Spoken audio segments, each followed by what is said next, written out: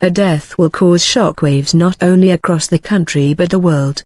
Queen Elizabeth II is Britain's longest reigning monarch, having stoically sat on the throne since 1962. As such, there are plans in place for what will happen at the time of the Queen's death. What will happen when the Queen dies? Most imagine that the Queen will die surrounded by family, much like the Queen Mother. The Queen Mother died on Easter Saturday, 2002 at the Royal Lodge in Windsor. She phoned friends to say her goodbyes and found homes for some of her horses. The Queen's senior doctor will be on hand when Queen Elizabeth II in those last hours, gastroenterologist Professor Hugh Thomas. Read more. Queen shares glimpse of royal Christmas trees in Buckingham Palace. There will be official bulletins to announce events, but these will be brief. Sir James Reed, Queen Victoria's physician, 2 days before her death in 1901 said, "The Queen is suffering from great physical prostration, accompanied by symptoms which cause much anxiety."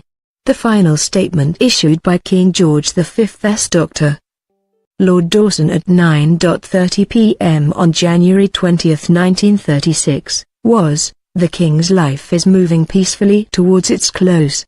The first official to deal with the news will be Sir Christopher Gate, the Queen's private secretary. Read more. The Queen's Christmas tradition that could be very awkward for Meghan. Sir Gate will contact the Prime Minister and use a code word to convey events.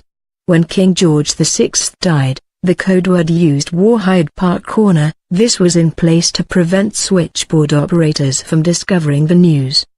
For Elizabeth II, the plan for what happens next has been dubbed London Bridge. The Prime Minister will be woken, if she is not already awake, and civil servants will say London Bridge is down on secure lines.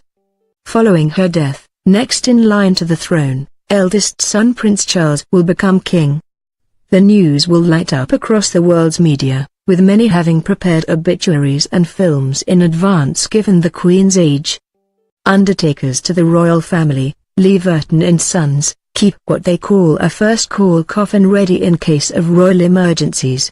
Depending on where the Queen dies, her body will rest before being returned to the throne room at Buckingham Palace, which overlooks the northwest corner of the quadrangle, its interior courtyard. Parliament will gather, with both houses sitting within hours of the monarch's death if possible.